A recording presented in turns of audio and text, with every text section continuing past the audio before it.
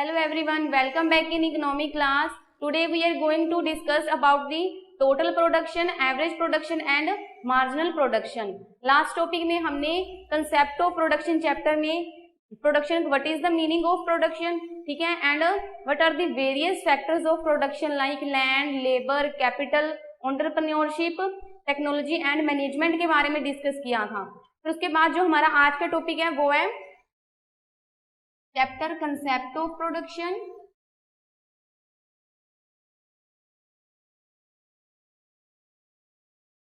concept of production, and today our topic is total production,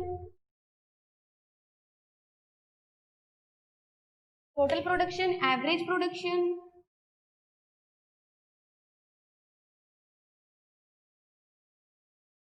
and marginal production.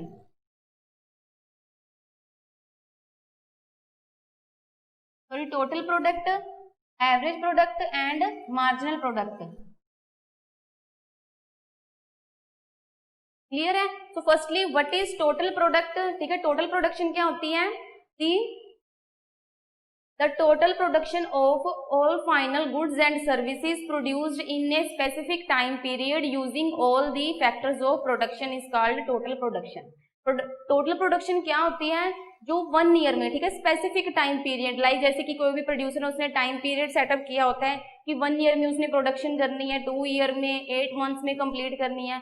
तो जब भी क्या है कि 1 ईयर में स्पेसिफिक टाइम पीरियड में factors of production, land, labour, सभी फैक्टर्स ऑफ प्रोडक्शन को यूज करके एक स्पेसिफिक टाइम पीरियड में जितनी भी गुड्स एंड सर्विसेज की प्रोडक्शन होती है उसे हम क्या कहते हैं? Total production. ओके. एंड उसके बाद जो देखो एवरेज प्रोडक्शन क्या होती है? टोटल प्रोडक्शन का फिर हमने जो फॉर्मूला है वो क्या होता है? टोटल प्रोडक्शन हम कैसे फाइंड कर सकते हैं? Total production equal sigma MP, ठीक है. सिग्मा एमपी मींस जो हमारे पास मार्जिनल प्रोडक्शन होगी उसको हम समेशन करेंगे, समेशन उसको ऐड करेंगे, तब देन हम क्या फाइंड कर सकते हैं? Total production. एंड जो सेकंड मेथड था टोटल प्रोडक्शन फाइंड करने का वो क्या था? Total production equal average production multiply unit of labours, मतलब जितने हमारे पास यूनिट लेबर्स होंगे, ठीक है, उसको एवरेज प्रोडक्शन के साथ जब मल्टीप्लाई करेंगे तो हमारे पास क्या आ जाएगी? Total production. क्लियर है? फिर उसके बाद हमने देखा कि एवरेज प्रोडक्शन क्या होती है. एवरेज प्रोडक्शन क्या होती है कि जब हम टोटल प्रोडक्शन को यूनिट ऑफ लेबर से डिवाइड करेंगे देन हमारे पास क्या आ जाएगी? Average production. क्लियर है? फिर उसके बाद देखो मार्जिनल प्रोडक्शन क्या होती है? Marginal production change in total product from change in input. Marginal production क्या होती है कि जब भी इनपुट लाइक जैसे लेबर्स में चेंज कर रहे हैं, ठीक है, कैपिटल में, कुछ भी फैक्टर्स ऑफ प्रोडक्शन में चेंजेस करते हैं तो उससे टोटल प्रोडक्शन में क्या चेंज आता है? ठीक है, टोटल प्रोडक्शन लाइक पहले 20 थी बट लेबर का साइज इंक्रीज किया. लेबर क्या है? Input factor of production. Labour का साइज क्या है? इंक्रीज किया. 20 से 25 लेबर का साइज इंक्रीज किया, मतलब 2 लेबर्स यूज करने लगे तो जो प्रोडक्शन है वो भी इंक्रीज हो जाएगी 20 से 25 यूनिट्स. ठीक है, तो 20 एंड 25 में कितना डिफरेंस है? 5 का. तो वो 5 क्या हो जाएगी? Marginal production. तो मार्जिनल प्रोडक्शन को फाइंड करने का जो फॉर्मूला है वो क्या होता है? Delta TP by delta L, मतलब कि चेंज इन टोटल प्रोडक्शन, ठीक है, divide by change in unit of labour. और देखो जो मार्जिनल प्रोडक्शन है इसका एक और फॉर्मूला होता है. मार्जिनल प्रोडक्शन को हम एमपी से डिनोट करते हैं. तो इसका जो नेक्स्ट फॉर्मूला है वो क्या होता है? टोटल प्रोडक्शन, ठीक है, N minus total production N minus 1. मतलब कि जब हम टोटल प्रोडक्शन में एन माइनस जो हमारे पास वैल्यू होगी, ठीक है, टीपी एन माइनस 1, ठीक है, उसे माइनस करेंगे तो हमारे पास क्या आ जाएगी? Marginal production. अब देखो total production, average production and marginal production को हम टेबल के फॉर्म में प्रेजेंट करते हैं.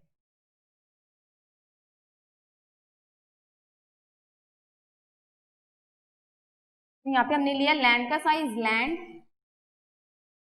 इन हेक्टेयर. ओके, जो लैंड है हम वो क्या है? हेक्टेयर में ले रहे हैं, एकड़ में कुछ भी ले सकते हो, ठीक है, लाइक जैसे 5 है. And unit of labour, unit of labour. Okay, तो यूनिट ऑफ लेबर फर्स्टली हमारे पास क्या है? 0.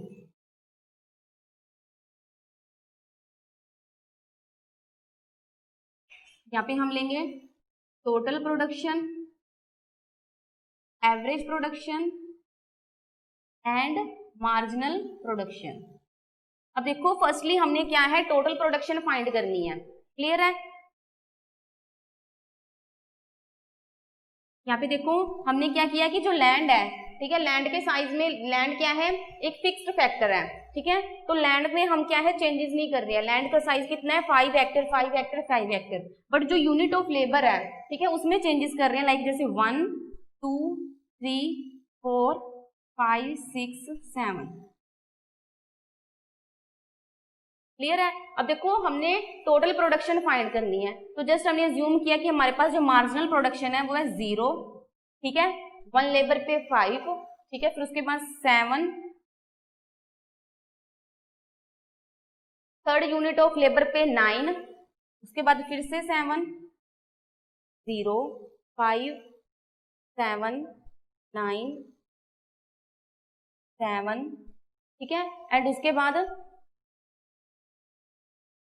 फिफ्थ यूनिट ऑफ लेबर पे मार्जिनल प्रोडक्शन कितनी है, 2 0 -2।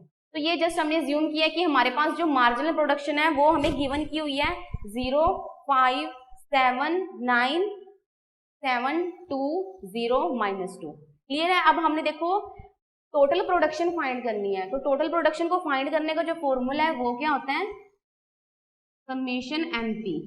सिग्मा का मीनिंग होता है समेशन करना, ऐड करना, तो एमपी को जब हम ऐड करेंगे तो हमारे पास क्या आ जाएगी, total production. So firstly total production 0 है तो 0 आएगी। क्लियर है?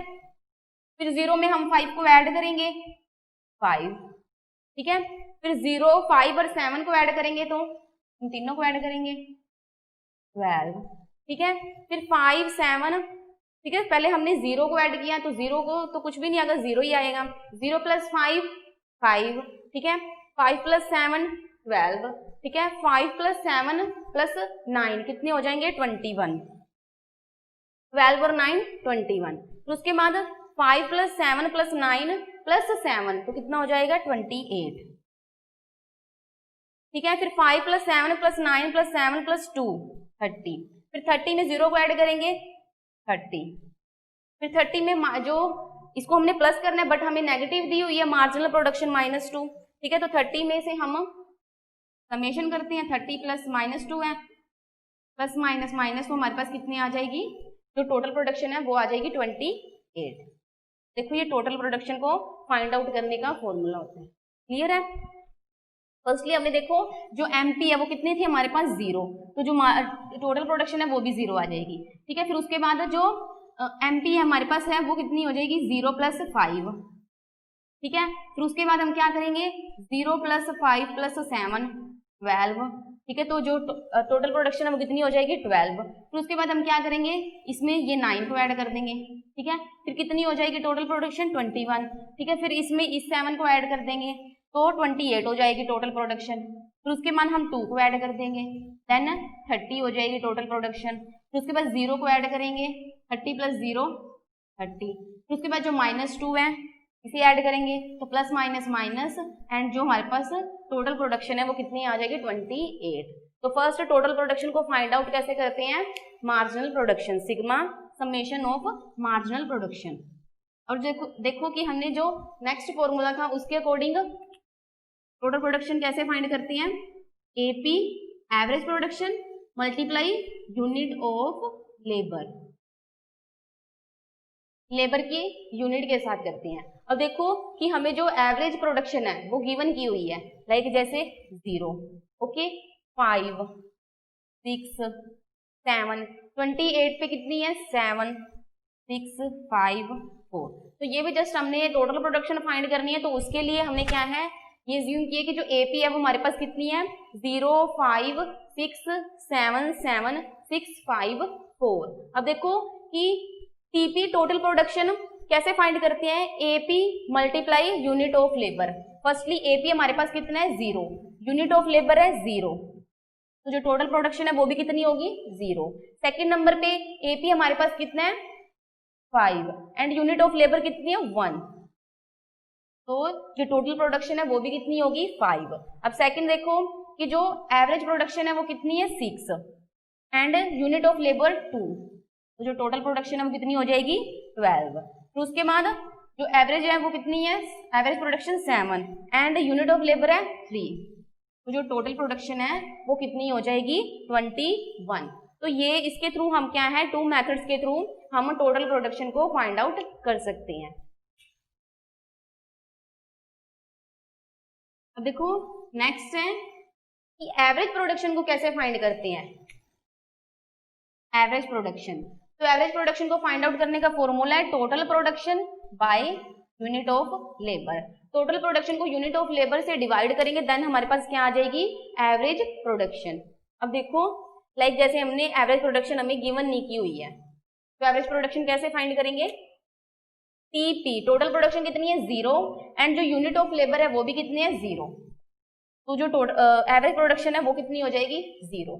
तो उसके बाद सेकंड पे जो टोटल प्रोडक्शन है वो कितनी है 5 एंड यूनिट ऑफ लेबर हमारे पास है 1, तो 5 डिवाइड बाय 1 कितना आ जाएगा 5, ठीक है। तो जो एवरेज प्रोडक्शन है वो हमारे पास कितनी आ जाएगी 5, क्लियर है। अब देखो कि जो टोटल प्रोडक्शन है वो हमारे पास कितनी है 12 एंड यूनिट ऑफ लेबर है 2, 6, देन जो एवरेज प्रोडक्शन है वो कितनी आ जाएगी 6। फिर देखो 21 है टोटल प्रोडक्शन, उसको ही यूनिट ऑफ लेबर से डिवाइड करेंगे 7, 28 को फिर हम यूनिट ऑफ लेबर से डिवाइड करेंगे 7, 30 को फिर हम 5 से डिवाइड करेंगे 6, 30 को फिर 6 से डिवाइड करेंगे 5 एंड 7 को 28 को फिर हम क्या है 7 से डिवाइड करेंगे, बिकॉज 28 क्या है टोटल प्रोडक्शन एंड जो 7 है वो क्या है यूनिट ऑफ लेबर, तो हमारे पास कितना आ जाएगा 4। तो देखो हमने क्या है एवरेज प्रोडक्शन को फाइंड आउट किया है। एवरेज प्रोडक्शन को फाइंड करने का फॉर्मूला क्या होता है, total production divide by unit of labour.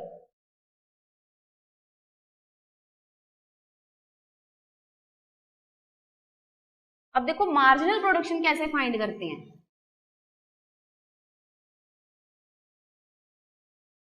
Marginal production, तो मार्जिनल प्रोडक्शन को फाइंड आउट करने का फॉर्मूला है delta TP by delta L. अब देखो जो डेल्टा इसका मीनिंग क्या होता है चेंज, तो चेंज इन टोटल प्रोडक्शन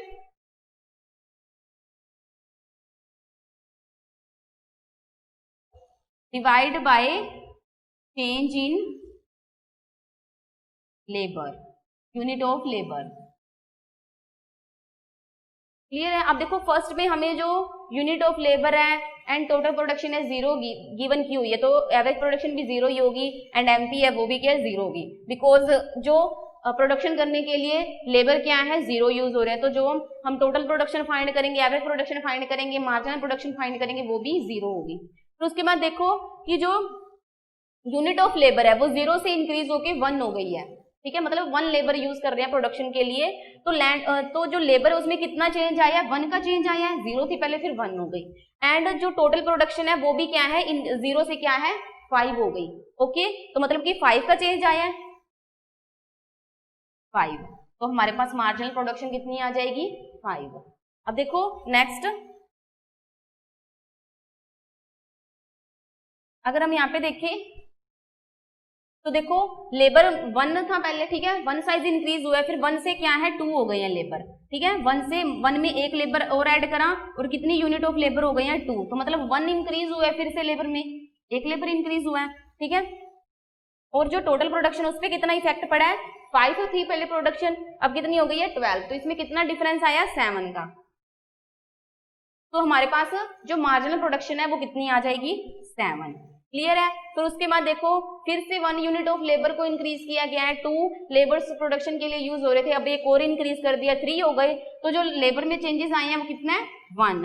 और उसके बाद जो टोटल प्रोडक्शन है उसमें कितना चेंजेस आया 12 से 21, तो मतलब कि 12 से 21 हुई है प्रोडक्शन, मतलब 9, कितना चेंज आया 9 का। तो जो मार्जिनल प्रोडक्शन है वो कितनी हो जाएगी 9। और फिर उसके बाद देखो कि जो यूनिट ऑफ लेबर फिर से इंक्रीज हुई है 1, ठीक है, एंड 21 से 28 में प्रोडक्शन भी इंक्रीज हुई है, 21 से 28 हुई है, कितना चेंजेस आए हैं 7 का। तो जो मार्जिनल प्रोडक्शन है वो कितनी हो जाएगी 7। फिर 1 यूनिट लेबर की इंक्रीज हुई है एंड जो टोटल प्रोडक्शन उसमें कितना चेंज आया है 28 से 30 हुई है, मतलब कितना चेंज आया 2 यूनिट्स का, ठीक है।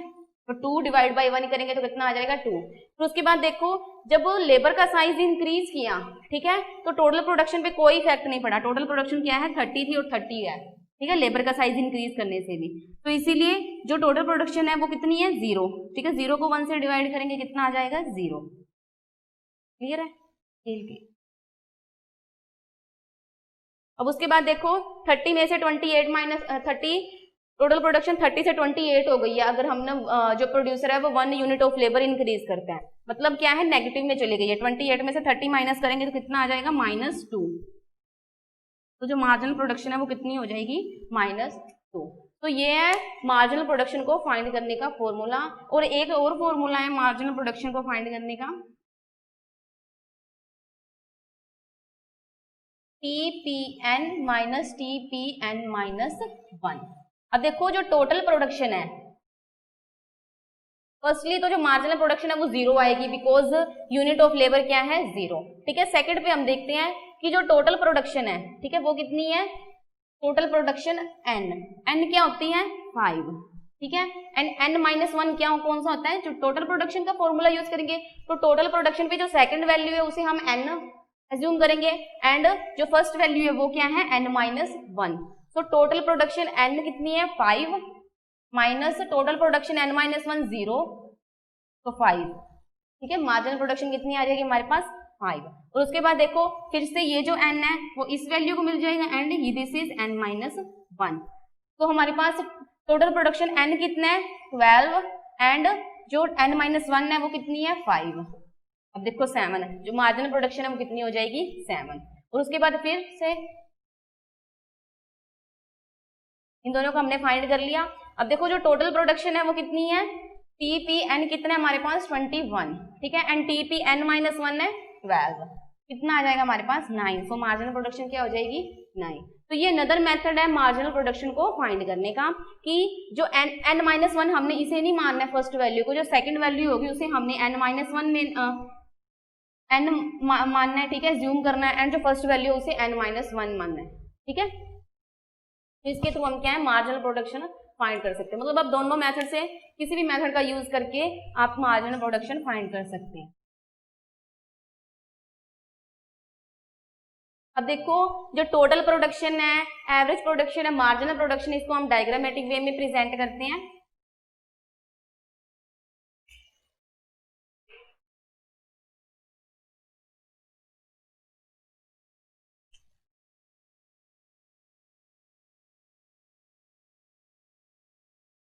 देखो फर्स्टली हम टोटल प्रोडक्शन का को डायग्रामेटिक वे में प्रेजेंट करेंगे। तो यहाँ पे हमें लिखा टीपी टोटल प्रोडक्शन एंड यहाँ per unit of labour. X axis पे हमने यूनिट ऑफ लेबर को प्रेजेंट किया है एंड वाई एक्सिस पे टोटल प्रोडक्शन। ओके, अब देखो कि जो हमारे पास यूनिट ऑफ लेबर है वो है 1 2 3 4 5 6 7। क्लियर है, थोड़ा सा 1 2 3 5 6 एंड 7। क्लियर है। और जो हमारे पास टोटल प्रोडक्शन है वो कितनी दी हुई है 5 से 30 के बिटवीन दी हुई है, 5 10 15 20 25 एंड 30। क्लियर है। तो मतलब हमने यहाँ पे 5 5 का गैप ले लिया और यहाँ पे 1 1 का ही गैप है। अब देखो 0 यूनिट ऑफ लेबर पे टोटल प्रोडक्शन भी कितनी है 0, 1 यूनिट ऑफ लेबर पे टोटल प्रोडक्शन कितनी है 5, सेकेंड यूनिट ऑफ लेबर पे टोटल प्रोडक्शन है 12, थर्ड यूनिट ऑफ लेबर पे टोटल प्रोडक्शन कितनी है 21,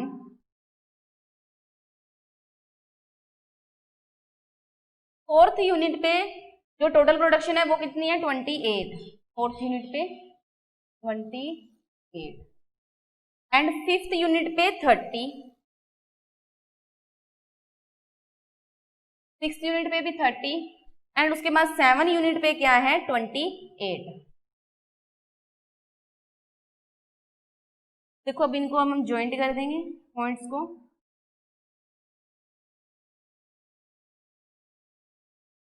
ये क्या है हमारे पास टोटल प्रोडक्शन, क्लियर है? तो टोटल प्रोडक्शन को कैसे डिफाइन करना है? अब उसके बाद देखो, ये तो हमने टोटल प्रोडक्शन को डायग्रामेटिक वे में प्रेजेंट किया। अब हमने एवरेज प्रोडक्शन को डायग्रामेटिक वे में प्रेजेंट करना है। तो यहाँ पे देखो जो एवरेज प्रोडक्शन है वो हमारे पास 10 के बिटवीन वैल्यूज है, तो हम यहाँ पे वैल्यूज चेंज कर देंगे। जो भी वैल्यूज लेंगे वो 10 के बिटवीन की वैल्यूज लेंगे।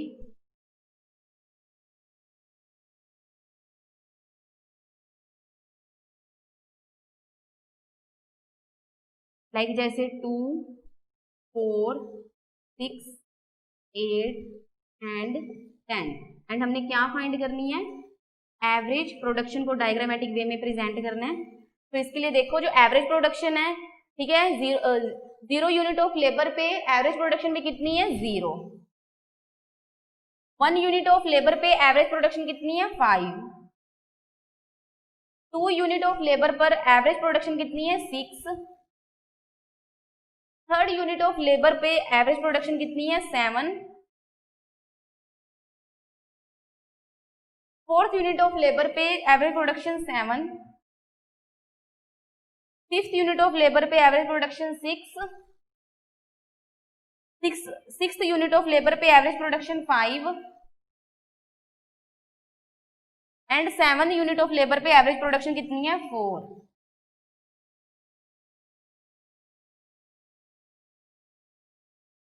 तो देखो इन पॉइंट्स को ज्वाइंट करेंगे तो हमारे पास क्या आ जाएगी? Average production.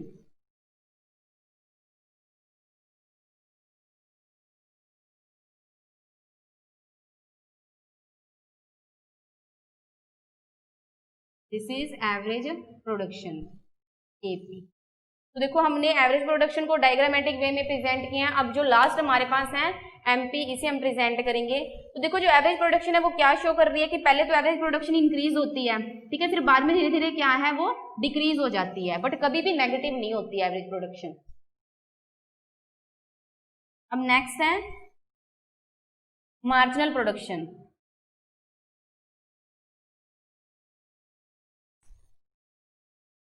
मार्जिनल प्रोडक्शन को कैसे फाइंड करते हैं? तो देखो जो मार्जिनल प्रोडक्शन है वो हमारे पास नेगेटिव में भी दी हुई है, तो इसीलिए हम क्या है इसे नेगेटिव में यहाँ पे लिख देंगे। देखो 1 यूनिट ऑफ लेबर 0 है तो मार्जिनल प्रोडक्शन भी क्या है? 0 होगी। क्लियर है? 1 यूनिट ऑफ लेबर पे मार्जिनल प्रोडक्शन है 5। सेकेंड यूनिट ऑफ लेबर पर marginal production 6। 3rd unit of labour पे marginal production 7। 4th unit of labour पे मार्जिनल प्रोडक्शन कितनी है? 7। 5th यूनिट ऑफ लेबर पे मार्जिनल प्रोडक्शन 2 एंड फिर 6th यूनिट ऑफ लेबर पर जो मार्जिनल प्रोडक्शन है वो कितनी है? 0। एंड उसके बाद 7th यूनिट ऑफ लेबर पे मार्जिनल प्रोडक्शन क्या है? -2।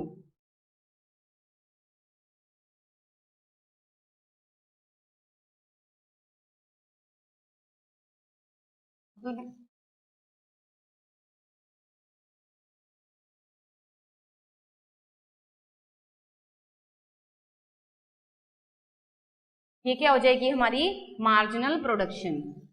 मीन्स ये जो डायग्राम है वो क्या शो कर रहे हैं कि जो मार्जिनल प्रोडक्शन है वो पहले 0 होती है, फिर वो इंक्रीज होती है, ठीक है, एंड उसके बाद डिक्रीज हो जाती है, 0 पॉइंट पे आ जाती है, एंड उसके बाद क्या है मार्जिनल प्रोडक्शन नेगेटिव में चली जाती है। क्लियर है? तो ये था हमारा आज का topic, total production, average production and marginal production को फाइंड कैसे करते हैं और इसको डायग्रामेटिक वे में कैसे प्रेजेंट करते हैं।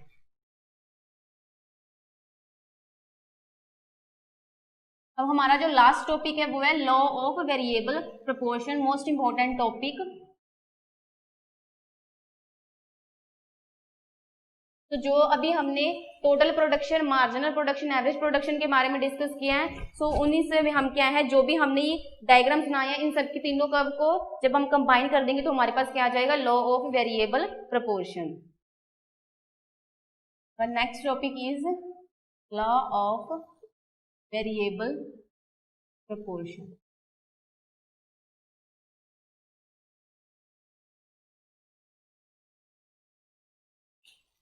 देखो जो लॉ ऑफ वेरिएबल प्रोपोर्शन है इसे फर्स्टली क्या है law of diminishing marginal production भी बोलते हैं, बिकॉज इसमें जो मार्जिनल प्रोडक्शन है वो क्या है डिमिनिशिंग हो जाती है, डिक्रीज हो जाती है।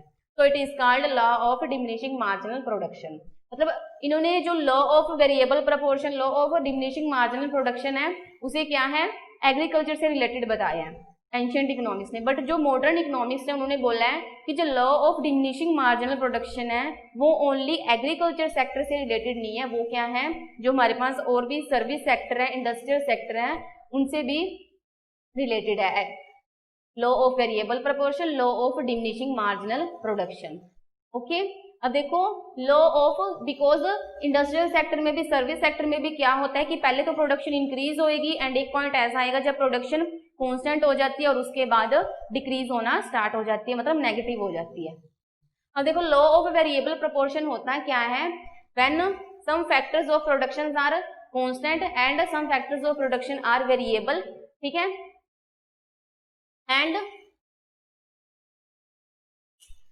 लॉ ऑफ वेरिएबल प्रोपोर्शन क्या होता है कि जब कुछ फैक्टर्स, जो भी फैक्टर्स ऑफ प्रोडक्शन होते हैं, ठीक है, उसमें से हम क्या है, कुछ फैक्टर्स को कांस्टेंट रखते हैं, लाइक जैसे लैंड मशीन में चेंजेस नहीं करते, ठीक है, और कुछ फैक्टर्स क्या है, वेरिएबल होते हैं, लाइक जैसे लेबर वगैरह में हम चेंजेस कर सकते हैं। तो variable factors and fixed factor का यूज करके क्या होता है, इंक्रीजिंगली यूज करने से फैक्टर्स ऑफ प्रोडक्शन का एक पॉइंट ऐसा आएगा कि जब जो प्रोडक्शन है, पहले तो टोटल जो प्रोडक्शन है वो इंक्रीज होगी, ठीक है, फिर एक पॉइंट पर प्रोडक्शन क्या है, कांस्टेंट हो जाएगी, और उसके बाद जो प्रोडक्शन है वो क्या है, डिक्रीज होना स्टार्ट हो जाती है। तो उसे हम क्या कहते हैं, law of variable proportion. Law of variable proportion क्या होता है कि जब भी प्रोड्यूसर फिक्स्ड फैक्टर यूज करते हैं, वेरिएबल फैक्टर को यूज किया जाता है, ठीक है, और फैक्टर्स ऑफ प्रोडक्शन का यूज करने से क्या होता है कि एक पहले तो जो प्रोडक्शन है, fixed factor and variable factors को यूज करने से फर्स्टली तो प्रोडक्शन क्या है, इंक्रीज होती है, बट एक पॉइंट ऐसा आएगा जब प्रोडक्शन क्या है, कांस्टेंट हो जाती है और उसके बाद क्या है, नेगेटिव होना, डिक्रीज होना स्टार्ट हो जाती है, ठीक है। जो पहले तो प्रोडक्शन इंक्रीज होगी, ठीक है, फिर उसके बाद कांस्टेंट हो जाएगी, और उसके बाद जो मार्जिनल, यहाँ पे देखो मैं मार्जिनल प्रोडक्शन की कोडिंग समझाती हूँ। लॉ ऑफ वेरिएबल प्रोपोर्शन क्या होता है कि जब भी कुछ वेरिएबल फैक्टर्स यूज किए जाते हैं, कुछ फिक्स फैक्टर यूज किए जाते हैं, तो इसका क्या इफेक्ट होता है कि एक पॉइंट पे तो फर्स्टली तो जो प्रोडक्शन है वो इंक्रीज होती जाती है, ठीक है, और उसके बाद क्या है, मार्जिनल प्रोडक्शन इंक्रीज होते जाती है, उसके बाद जो मार्जिनल प्रोडक्शन है एक पॉइंट पे जीरो हो जाती है, और उसके बाद जो मार्जिनल प्रोडक्शन है वो क्या है, डिक्लाइन होना शुरू हो जाती है, और इससे जो टोटल प्रोडक्शन है वो भी डिक्लाइन होने लग जाती है। क्लियर है, तो उसे हम कहते हैं लॉ ऑफ वेरिएबल प्रोपोर्शन। अब देखो अगर हमने देखा था तो जो मार्जिनल प्रोडक्शन है, हमने लैंड को कांस्टेंट रखा एंड लेबर में चेंजेस कर दिए, ठीक है, तो हमारे पास fixed factor and variable factor हो गई। तो लेबर को चेंज करने से क्या कि फर्स्टली जो मार्जिनल प्रोडक्शन है, ठीक है, वो 0.579 इंक्रीज होती है, ठीक है, फिर वो क्या है, डिक्रीज होने लग जाती है, एक, ठीक है, डिक्रीज होने लगती है एक पॉइंट पे, फिर वो क्या है, जीरो हो जाती है और उसके बाद नेगेटिव में चली जाती है। और इससे जो टोटल प्रोडक्शन को देखिए तो टोटल प्रोडक्शन भी है वो क्या है, 30 होने के बाद नेगेटिव में मतलब डिक्रीज हो जाती है, 28 हो जाती है। क्लियर है, तो ये होता है लॉ ऑफ वेरिएबल प्रोपोर्शन। और जो लॉ ऑफ वेरिएबल प्रोपोर्शन है वो ओनली एग्रीकल्चर सेक्टर से रिलेटेड नहीं है, वो इंडस्ट्रियल सेक्टर, सर्विस सेक्टर, इन तीनों सेक्टर से रिलेटेड है। बिकॉज इन तीनों सेक्टर्स में क्या है, एक पॉइंट के पहले तो प्रोडक्शन इंक्रीज होगी, बट एक पॉइंट के बाद क्या है, प्रोडक्शन पे इफेक्ट पड़ना स्टार्ट हो जाता है, डिक्रीज हो जाती है, एंड जो मार्जिनल प्रोडक्शन है वो नेगेटिव में चली जाती है। Total production and average production है वो डिक्रीज होती है, ठीक है, वो कभी भी जीरो नहीं होती है, ठीक है, एंड ना ही वो क्या है, जो नेगेटिव में होती है। ओके, जो मार्जिनल प्रोडक्शन है वो क्या है, जीरो भी हो जाती है एंड नेगेटिव में भी चली जाती है। क्लियर है, अब देखो तो हम लॉ ऑफ वेरिएबल प्रोपोर्शन कर रहे हैं, तो इस जो भी लॉ हम करेंगे उसकी कुछ ना कुछ अजम्पशंस होंगी जो हमें अज्यूम करनी पड़ेगी। लॉ को ट्रूली प्रूफ करने के लिए कुछ अजम्पशंस होती है जिन्हें अज्यूम करना पड़ता है। assumptions of law of variable proportion।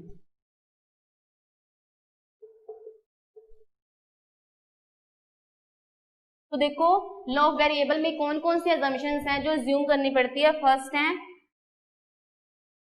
One factor is variable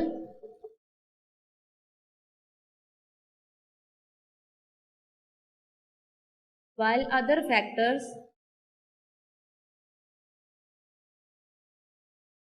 are constant. अब देखो लो वेरिएबल्स की क्या assumptions हैं कि जो वन फैक्टर होता है उसे क्या है हम वेरिएबल करते हैं, चेंज करते हैं, लाइक जैसे हमने लेबर को चेंज किया था। एंड जो वाइल अदर फैक्टर्स बाकी जितने भी प्रोडक्शन होते हैं वो सभी क्या है कांस्टेंट माने जाती हैं। लो वेरिएबल प्रोपोर्शन में एक फैक्टर को चेंज किया जाता है और जो बाकी फैक्टर्स होते हैं उनको चेंज नहीं करते हैं, ठीक है। तो ये फर्स्ट assumption है जो हमने assume की है, क्लियर है। और उसके बाद जो the proportion of input is change, और जो इनपुट में जो प्रोपोर्शन होगा, प्रोपोर्शन मतलब उनकी जो प्रोपोर्शन रेशियो होगी वो क्या है चेंज होती रहती है। शॉर्ट रन में हमने देखा था ना, देखो अगर यहाँ पे देखो कि फर्स्ट assumption के अकॉर्डिंग कि वन फैक्टर को हम चेंज कर सकते हैं और बाकी फैक्टर्स को चेंज नहीं कर सकते। तो अगर हम देखो यहाँ पे लैंड है हमारे पास, यहाँ पे लेबर है, तो अब लेबर को हम चेंज कर सकते हैं 1 2 3 यूनिट, उनकी 5 इंक्रीज कर सकते हैं, बट लैंड है उसका साइज 5 ही रहता है। सो जो रेशियो होगी प्रोपोर्शनेट रेशियो वो क्या है, ये इनपुट्स होते हैं, फैक्टर्स ऑफ प्रोडक्शन इनपुट्स होते हैं, तो इनकी जो रेशियो होगी वो क्या है चेंज होती रहती है। यहाँ पे 5:1, 5:2, 5:3, 5:4 एंड 5:5। तो ये भी हमने अज्यूम किया है कि जो इनपुट्स की प्रोपोर्शन रेशियो होती है वो क्या है चेंज होती है।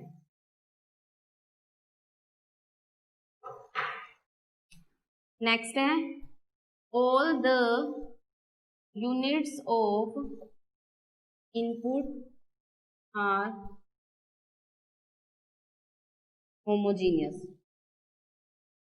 होमोजीनियस मीन्स एक जैसी, मतलब इनपुट्स की जो भी यूनिट्स होती हैं वो एक जैसी होती हैं। इनपुट लाइक अगर हम लेबर यूज कर रहे हैं प्रोडक्शन के लिए, प्रोड्यूसर लेबर यूज करते हैं, तो अगर वो 1 लेबर यूज कर रहा है उस लेबर को रिमूव करके अगर वो एक और दूसरे लेबर को यूज करेगा, यूज कर सकता है, तो उससे कोई इफेक्ट तो नहीं पड़ेगा। मतलब कि ये जो हमारे पास इनपुट है, तो इनपुट की जो भी यूनिट्स हम यूज करेंगे, एक लेबर यूज कर रहे हैं, दूसरा लेबर यूज कर रहे हैं, तीसरा लेबर यूज कर रहे हैं, तो वो सब क्या है होमोजीनियस होते हैं, एक जैसे होते हैं, ठीक है। प्रोड्यूसर क्या है एक लेबर यूज कर रहा है, उसको रिमूव करके वो दूसरा लेबर भी यूज कर सकता है, तीसरा लेबर भी यूज कर सकता है, क्लियर है। तो मतलब कि जो इनपुट्स की यूनिट होती है वो एक जैसी होती है, लाइक जैसे कैपिटल की अगर हम बात कर रहे हैं, ठीक है, तो कैपिटल की यूनिट्स क्या है एक जैसी होती है, क्लियर है। नेक्स्ट है the technology is constant because जो लॉ ऑफ वेरिएबल प्रोपोर्शन है ये क्या है, इससे शॉर्ट रन प्रोडक्शन फंक्शन बोलते हैं। तो शॉर्ट रन प्रोडक्शन फंक्शन में क्या है कि जो फिक्स फैक्टर्स होते हैं उनको चेंज नहीं कर सकते, जो ओनली वेरिएबल फैक्टर्स होते हैं उन्हें चेंज कर सकते हैं, क्लियर है। नेक्स्ट असम्पशन है द टेक्नोलॉजी इज कांस्टेंट, ठीक है, मतलब कि लॉ ऑफ वेरिएबल प्रोपोर्शन में क्या है कि जो भी प्रोडक्शन होती है, प्रोड्यूसर प्रोडक्शन करता है, तो उसमें जो भी टेक्नोलॉजी वो यूज करेगा वो टेक्नोलॉजी क्या है कांस्टेंट होती है। कांस्टेंट मींस जिसमें हम चेंजेस नहीं कर सकते, because law of variable proportion is called short run production function and if a producer change technology then it effects its production. तो अगर प्रोड्यूसर क्या है अगर टेक्नोलॉजी में चेंजेस भी करता है तो उसकी जो प्रोडक्शन उस पर इफेक्ट पड़ेगा। तो इसीलिए लॉ ऑफ वेरिएबल को ट्रूली प्रूव करने के लिए ये पॉइंट्स हैं जो हमें एज्यूम करने पड़ते हैं। Firstly one factor variable and other factor constant होते हैं, ठीक है, एंड जो इनपुट की रेशियो होगी प्रोपोर्शनेट रेशियो वो चेंज होती रहती है। All the units of input are homogeneous एक जैसी होती हैं। The technology is also constant and जो टेक्नोलॉजी है उसे क्या है कांस्टेंट रखा जाता है, उसमें कोई चेंजेस नहीं किया जाता बिकॉज टाइम पीरियड कम होता है, क्लियर है। तो इसके बाद जो लॉ ऑफ वेरिएबल है उसका डायग्राम हम प्रेजेंट करेंगे, ठीक है, नेक्स्ट लेक्चर में। तो आज हमने जो total production, average production, marginal production के बारे में डिस्कस किया है। तो जो total marginal TP, MP and AP पे जो भी हमने डायग्राम बनाया था उनके total production curve, marginal production and average production की कर्व जब हम उनको मिला देंगे, कंबाइन कर देंगे, तो वो हमारे पास क्या आ जाएगा, law of variable proportion, clear है।